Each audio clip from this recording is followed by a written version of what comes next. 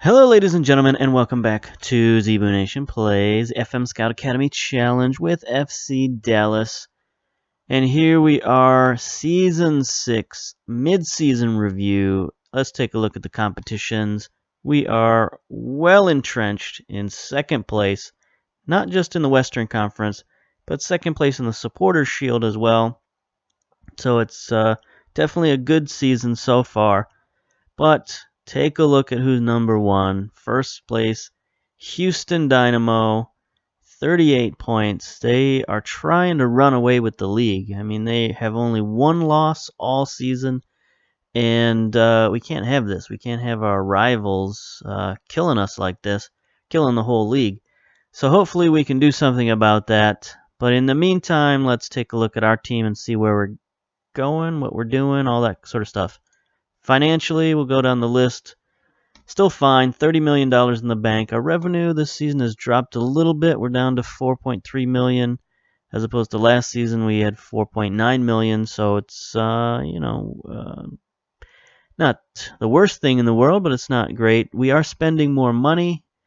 We've signed some new contracts, so we're currently spending over $5 million a season on our payroll, which is the largest we've ever spent since the season 1 purge of all the expensive international players.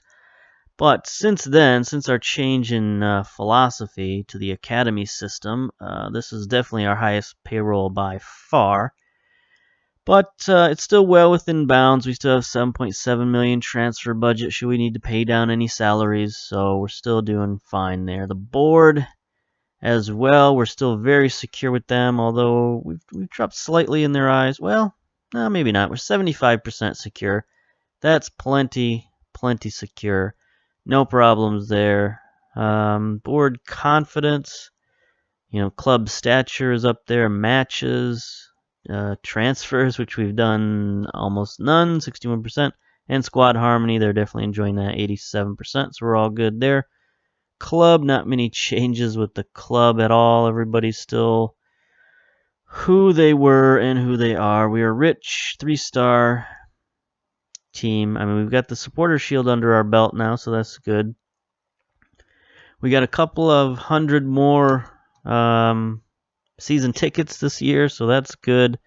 Hopefully we can continue that progress every year and get more and more fans. I'm still a little disappointed with our fan base, but there's not much we can do about it. I don't know how you get fan base in this game other than winning. I mean, does bringing, like in the preseason, bringing higher rated teams into the stadium, does that help you build fan base? I don't know. I think as far as I've been able to tell, winning championships is really the only thing that does it. So we won a supporter shield, we got a few more fans, so maybe if we win the cup, we'll get even more fans. It seemed to be what I saw with Toronto. When by the end of my career with Toronto and FM17, we were selling out 65,000 seat stadium, just about every game. So hopefully we can continue that here with FC Dallas. Let's see, scouting doesn't really matter. We don't scout anybody. The only time I use my scouts, honestly, is during the MLS Super Draft. I scout all of the players when they go into the combine, and it's a little difficult to scout these players. I don't know why they make it this way, but basically you can only scout them. You can only scout them when you get the email, like before the draft. You click the button saying scout these players, or during the combine you can send. Scouts there, or you can, individually just pick out players and scout them when they're at the combine. But other than that, it's hard to scout the Super Draft, and we don't really have a use for scouts any other time. So they got a pretty easy job, I guess. Training, we're fine. Staff, no new adjustments. We still have a huge coaching staff here. That's good. Let's see, I guess, well, we'll take a look at our team a little bit, because we got problems. It's mid-season, there's international break going on right now. I think it's the Gold Cup competition, And we've got 3 of our players selected. We've got Escobedo, Alcantara, and Washington all called up to the U.S. national team. So this is no good for our offense. Those are 3 of our most potent offensive players. Talk about our 2 strikers and our fullback. So we've had to, do a little bit of adjustments the last 2 weeks. We got Mendez and Bailey in at fullback because Stuart Cole also is suspended for this match. So we got difficulties there. And because of that, I've had to call up a couple of youngsters. Oh, the other big news is our goalkeeper, Jesse Gonzalez, has been injured for a couple of weeks now. He should be back healthy soon, but we've had to play without our number 1 goalkeeper, and that's always a questionable experience. But part of this was I had to sign some new youngsters, brought a couple of players up from the academy team. Ben Manning, pretty much our top prospect, 17-year-old striker, a target man, which is exactly what we need. This guy's pretty good. I mean, he's only 6 foot tall, but that's still pretty good. 14 strength, 14 fitness, 12 pace, 14 acceleration. He's pretty good. He's got some flair. He's, of course, got finishing ability, which I like, heading, which is good, some technique, and some work rate. So he's a very, very promising prospect, 4-star potential. So we're going to move him up into the lineup because we basically have no option at striker right now. We have our 2 strikers, Shavoski and Kraft, and that's it. Everybody else is either injured or on international duty. And then our other was a goalkeeper, Aaron Roberts, and basically he's 18 years old. He's going to graduate from our academy soon. He's not a great player, but it's one of those things where if he's ever going to contribute to FC Dallas, this is his opportunity. He's got no other opportunities in the future. He doesn't have a lot of potential. His stats right now aren't great, but they're passable, right? 12th aerial reach. His command and communication, not the worst I've ever seen. His handling, also not terrible. Reflexes, pretty good. Agility, okay. Fitness, okay. Jumping reach, not really that good. So this guy, he's just sort of barely serviceable, but we need him because we have an injury to goalkeeper. So he'll be our reserve goaltender. As you can see, with 55% fitness, match sharpness, he's not even playing for our junior team. So, this is it, my man. You're going to come up here, you're going to get some training, you're going to play with the big boys, and hopefully we don't need you. But if we do, you'll be the hero. So I guess that's about it for the season. We have made a couple of changes. I guess we'll go down the schedule and take a look at some things.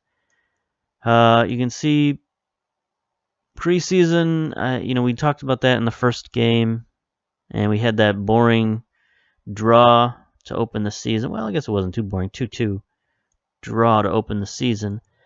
But then we hit a bit of a rough patch there. Our team just wasn't gelling. I'm not sure what it was. We had a couple of injuries here and there, but for the most part, just the guys weren't playing well. Got beat 3-0 against Los Angeles, lost 2-1 against Seattle. And then we made some changes after that. We, sticking with the diamond, of course. That's definitely the formation that we're going to go with for all time. It's the diamond formation. We pretty much committed to that now. But move some players around, and we'll take a look at the tactics again to show you. The number 1 move we made was we put Kellen Acosta. We had been moving him all around to fullback and defensive midfielder and all this stuff. Decided to move him up to ball-winning midfielder because Victor Ulloa has been injured for most of the season. So as soon as we got our fullbacks back in full form, because they were a little bit injured too, moved Acosta up to the central midfield ball-winning position, and he was a real revelation there because of his ability to get forward. He adds another dimension to our attack and makes things a little bit more dynamic up front. And he's been playing very well there at the central midfield. So that's allowed us to move Van de Castile into a more permanent position, and he's our anchor man basically at the end of our defense. And just having him in there game after game has really solidified our team. So we've got Van de Castile anchoring the defense, Acosta going forward with the offense, and then the other real surprise player is Mark Thompson, an academy player we brought up a couple of seasons ago, and he's taken over Pomical's place at the deep line playmaker, and he has just blossomed. It's incredible to watch this guy. He started out the season as a 2.5-star player, and he's already up to a 3.5-star player.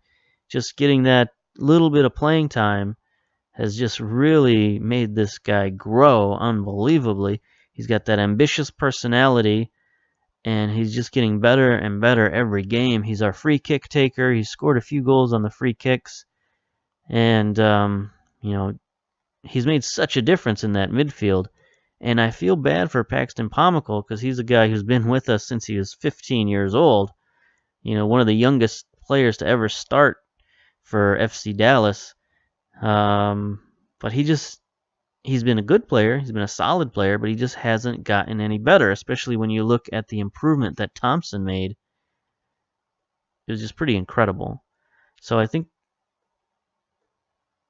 when it comes to this kind of team and it comes to this kind of growth, you have to go with the player who's getting better, and you got to play him. There's just no doubt about it.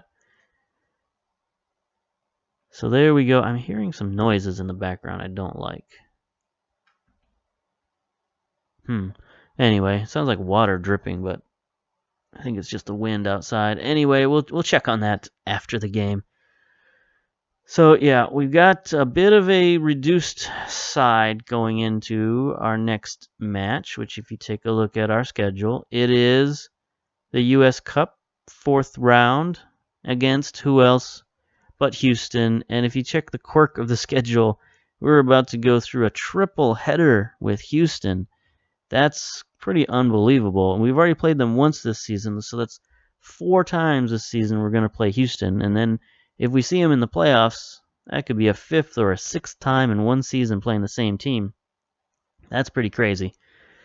So I might show all 3 of these games because not only is this important for the U.S. Cup, but as you saw, Houston's at the top of the Supporter Shield, and we're in 2nd place. So this is a very, very important run of games. If we beat Houston all 3 times, we can jump to the top of the leaderboard and catch Houston because they're trying to run away with the league. So if we can give them a couple of losses in these games, that will be key to our season and maybe winning another Supporter Shield. So this is the difference between winning a Supporter Shield and just sort of backing into a Supporter Shield, which we kind of did a little bit last season, although we had to win some games at the end of the season. But if you want to actually go out there and beat a team that's hot, beat a team that's on fire, and yank that Supporter Shield away from them, these are the games you got to win.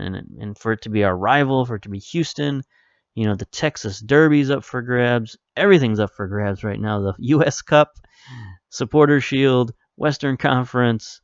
I mean, everything is hinging on these 3 games, so it's very important, and we'll probably show those 3 games. All right, so here we go. Let's start up the first of this match, and if you take a look at the calendar schedule, it's kind of bad timing. It's the last day of international duty, so we're not going to have our international players here, and then we got to turn around and play them again in 2 days, so it's going to be difficult. This is going to be very difficult, don't get me wrong. To have to play them now and then turn around and play them 2 days. We're already playing a reduced side, but hopefully next game we'll get more of our players back. We should get, at minimum, we should get Cole, Escobedo, Washington, Alcantara back for that next game. So that's 4 of our best players. So hopefully that makes a difference, even if the rest of the team is a little bit winded. All right, so we'll go to team selection here. I've already picked the best team. Now the only question here is Koi Craft has not been having a great season. Let me take a look at our squad here. Let's take a look at our competitions. Stats within the competitions here in the league stats. I want to check Kraft's rating. What is it? Where is Kraft? It ain't good. It's the worst on the team, 6.4 rating. So you know what? I might go crazy and I might start our brand new signee, Ben Manning. He's a target man. He's fit. Can't do any worse than what Kraft is doing. So yeah, might as well. I got the old managerial intuition is hitting me that maybe this is the time to play this young guy. Schlowowski, he's come in, you know, he got a goal already. He's such a weird dude. He just gets in there and he produces. So I'm not going to question Schlowowski. He's a wanted man. Who's wanting him? Philadelphia, huh? I might have to think about that. Although I will say, let me submit this team. Mendez and Schlowowski are lacking match fitness. Fine. I will say I've traded away a lot of good young strikers this season, in the last few seasons, I've traded away some good young strikers. So now we're left with kind of a dearth of backup strikers. You know, the guys that we have are just sort of okay. Let's see, we'll make him number... Well, we'll go with 16. That's a good striker number, right? That's fine. The guys we got are okay, but they're just... they're not good. You know, they're not like Ortega or some of the other guys we let go. Although I did see that Ortega was released by Colorado after we traded him there. He didn't get a lot of playing time. I'm going to send my assistant there. So, I mean, we could technically go out and get Ortega if we wanted to. I think he's still out there on a free. I don't think anybody signed him. I don't know. But we'll see how this rookie does, and if he does okay, then, you know, our concerns are unwarranted. So close down on their striker, Domingo. Well, it looks like they're going to send their fullbacks forward. This is going to be a total attack from Houston, but that's their MO the last couple of seasons. They've been one of the top goal-scoring sides. So they're definitely going to come out and attack. Maybe I should go on the counterattack. That might not be the worst idea in the world. Give that a shot. All right. Here we go. The handshake. Looks like a pretty good crowd. It's not completely full. I see some empty seats here and there. You'd think, you know, U.S. Cup game. Well, I guess it's fourth round, but still, it's against Houston. This is a pretty good crowd, honestly. Even though it's not full, it is definitely a pretty good crowd. So there we go. Mendez gets a steal right off the bat to sort of blunt their attack. That's okay. Doesn't win the ball, but he knocks it out of bounds. Got the U.S. women's national team on in the background. Killing Russia right now, 5-1. Coming off their victory in the real world, going on to a victory on the field. You may not have heard about it, but they had a little battle with the U.S. Soccer Federation over pay and benefits and some other things that they actually were able to come to some agreements on. I heard an interview today with Julie Foudy, one of the old guard of the U.S. women's national team, sort of, you know, part of some of the teams that kind of got the ball rolling for the U.S. women's national team. Anyway, she's a journalist now, and she was giving an interview about it, saying some of the things they wanted wasn't just more pay, but like a different pay structure than the men get. Because what the men get is they get whoever shows up at training camp gets paid. If you don't show up at training camp, you don't get paid. And that's fine for them because they're all paid by their clubs usually, right? The thing about the women's national team is, here's Schlowowski on the run. Schlowowski, oh, that's a foul. Nope. He got crunched there, the little old Malachi crunch in the middle of the goal box there. I thought that was going to be a penalty. But, you know, the women's team, a lot of these players, you know, if they are in a league, it's not a very lucrative league. So they want a pay structure that's a little bit more spread out and even, so that if you're part of the national team, you get paid regardless of whether you show up to training, that particular training camp or not. So if you're, if you're injured, or if you're, she mentioned specifically, if you're on maternity leave, or, for some other reason you can't show up that particular camp, you still get paid, because these players need that extra pay, because they're not getting paid much, if at all, by their clubs. Let's see if we can make one goal, make our favorites to win. All right, so let's get something here in the second half. I mean, all we need is one goal. There's our rookie. Well, not our rookie, our academy player, Manning. Gets the foul, draws the foul. Good man. He's a big, strong kid. He can take it. Doesn't have a lot of experience. Only 18 years old, right? Or is he 17? 17 years old. So he could have stayed at the academy for the rest of this season, but we needed him, so might as well call him up. He was a guy that I left at the academy last season. I could have called him up at the end of last season, because I think he was 17 then as well. So he should have a birthday coming up soon. But I called up so many academy players that I just wanted to leave him down there, even though he was the best prospect out of all of them. Just to sort of hide him down there for one more season if possible.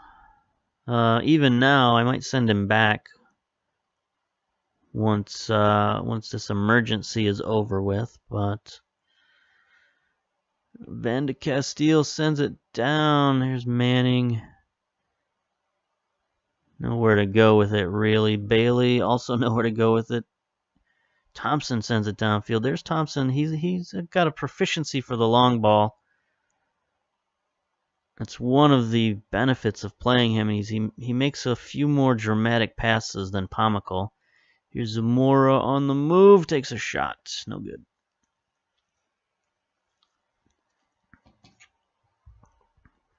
Well, we're starting to get some highlights, and that's good. 64 minutes down, still 0-0.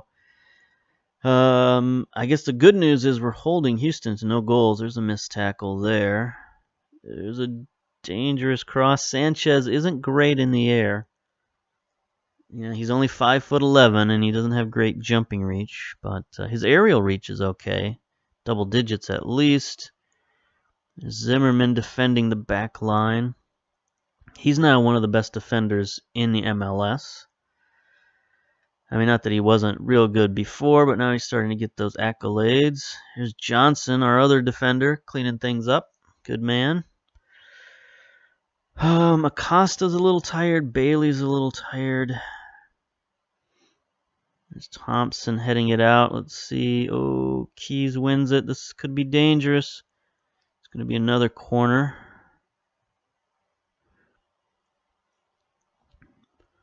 Houston with the corner from Keys. Thompson clears that away easily. Ooh, there's Manning. There he is, coming back to get it.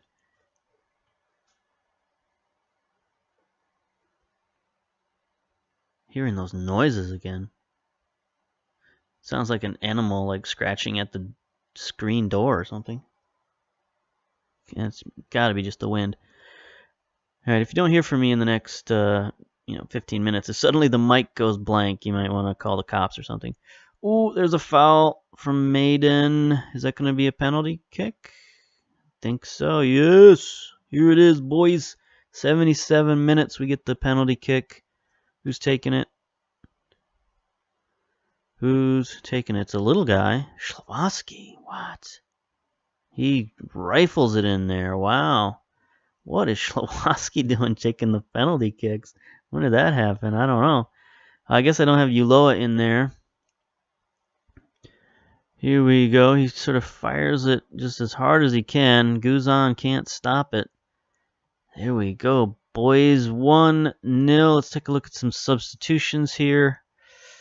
All right, I definitely want to bring in Ulloa. I'd like to get rid of those yellow cards, but I can't get rid of all of those yellow cards. Bring in Guevara at defensive midfielder. That's another rookie academy player. Not a rookie, he's an academy player that's been getting more playing time. Is Rodolfo Guevara.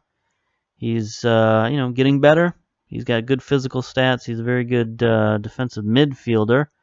Although he does prefer the ball-winning position. Guess we can keep him in defense and Ulloa in support. And then the other thing I've been doing recently is I've been moving Johnson over to fullback because he can play fullback pretty well. Put him in the defensive mode and then bringing in Eaton just to get Eaton some more playing time. And he's a very good young defender. You know, he's got that massive strength, 17 strength, jumping reach, balance, marking and tackling and heading are all very good. He's 22 years old. We got to get this guy in the game. And this is definitely a good way to do it. It makes us more defensive. I'm going to set Bailey on support. Yeah, so there's our 3 subs. Make our team a little bit more defensive. See what we can do there. Sanchez, he's got a pretty good leg on him for a youngster. Ulloa wins the ball to Manning. Let's see what he can do with it. Thompson plays it. Zamora. Out wide to Bailey. All right, we're just letting the clock tick. Oh, there we go. Here's the youngster. Oh, he's tackled. Boy, they are a very aggressive tackling group, especially in their own box. It's a wonder they don't have more penalties against them. I think they didn't call it just because he's a young player. If that had been a veteran, they might have called that. It's 84 minutes now. Ulloa with the kick. Ulloa's just now back from injury. He's still limited to about 60 minutes a game. But, got to get him in there. He's been our best player for several seasons. He's almost 30 years old, though, so I got to think about what I'm going to do with Ulloa, where he's going to fit. Do I drop him back to defensive midfielder and let Acosta play the ball winner? I don't know. Oh, there's Thompson. Nice play from Thompson. Gets it to Eaton. I'd prefer if Eaton got back to his defensive position. Ulloa up to Zamora. Can he center it? Can he center it? Yes, he does. Nobody's there, though. Ulloa wins it. Keeping the pressure on these guys. Johnson wins it to Guevara.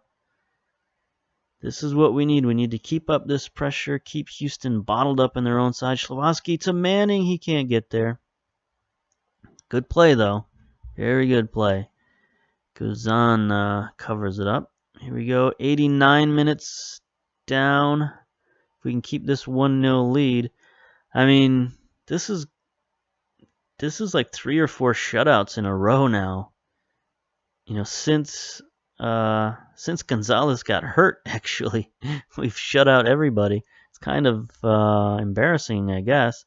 At least definitely embarrassing for Gonzalez to have this rookie come in and suddenly steal your thunder. Here's Bailey.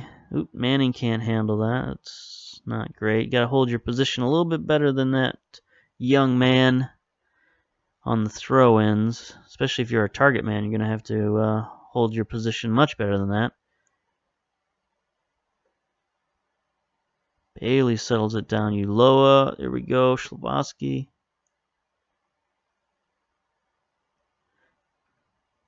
I gotta figure out what that noise is. This is driving me crazy. All right, here's Schlowowski. Gets it stolen. They've tightened up their defense, but they are nowhere near scoring a goal. We're controlling everything here into stoppage time. Not much time left.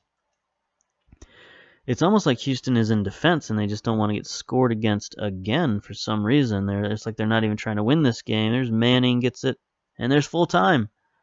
1-0 victory. There we go. Now, it's possible that Houston's saving themselves for the regular season matchups because we may have just fired all of our bullets there in that game, but we're getting our players back from international duty.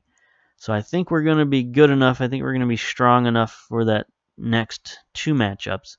Next matchup is the one that's questionable. Because it's 2 days from now, we're going to have a tired side. But I think we'll have enough substitutes to make to make the game interesting. So okay, I'm definitely going to come back and play those next 2 games, and might as well record them because I built them up. They're so important to this season. You might as well show them off. So until then, until next time, we'll come back with a doubleheader versus Houston. See you then. Bye.